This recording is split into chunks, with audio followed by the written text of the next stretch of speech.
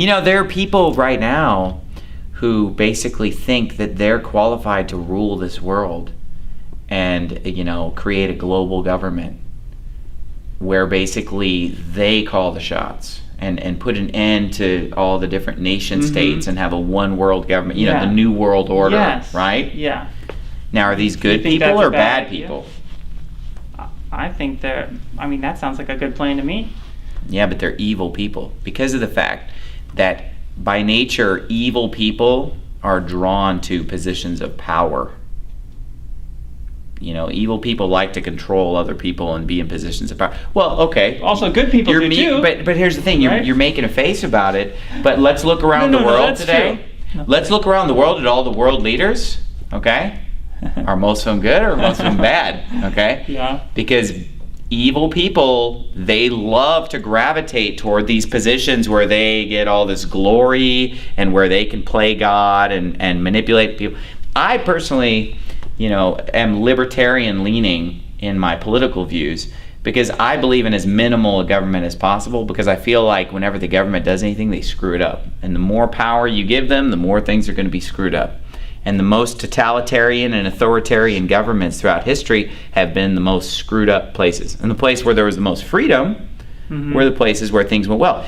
These engineered economies, these planned economies, and you look at communist China, Soviet Union, they wanted to succeed, right? They wanted to be the superpowers. They wanted to be greater than the United States. But did it work? No, because when you tamper with God's plan, you screw it up. And whether it's the 5-year plan of Stalin or the Great Leap Forward, oh yeah, we're going to fix everything, we're going to organize everybody, but they screwed it up. People are starving to death by the millions. It all fell apart.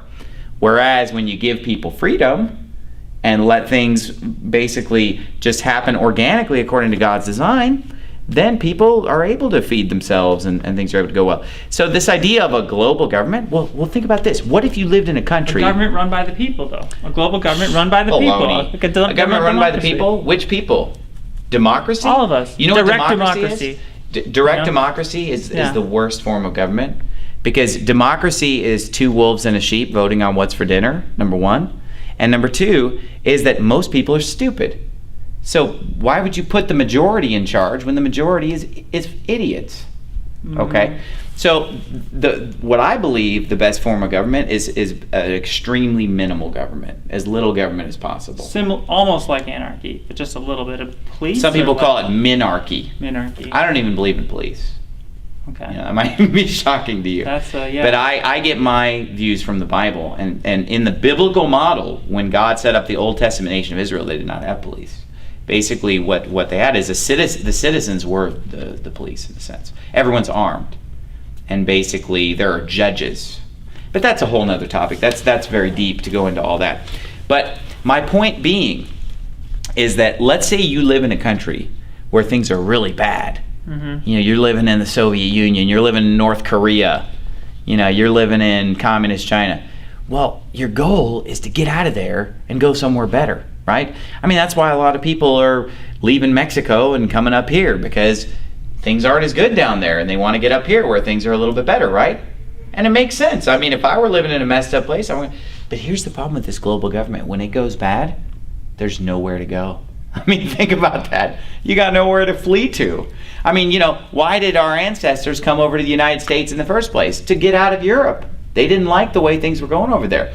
They wanted freedom. They wanted to start over somewhere.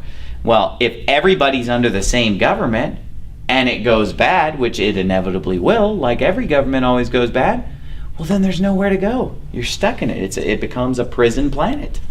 But how do you stop all the the criminals and stuff without police and government? I'm not trying to stop all that stuff. I'm not God.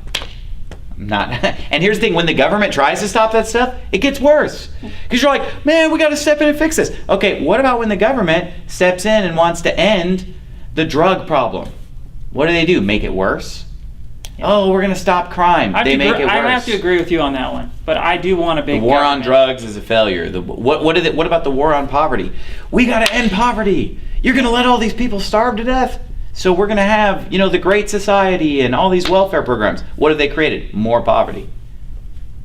I mean, look, go to the ghettos and see all the derelicts and people that don't work and all the crime and the misery and the suffering in these places. And a lot of it is created by government programs. Those people's ancestors, many of them were hardworking people, good people, nice people. Mm-hmm. Now you see a bunch of criminals and derelicts and so forth. Mm-hmm. Why? Because they grew up where nobody's working. They're on welfare and whatever. So the road to hell is paved with good intentions, and people have we're going to end poverty, we're going to end suffering, and they end up creating more poverty, more suffering. Yeah. Look how it backfires. They make drugs illegal, more people are on drugs. Yeah.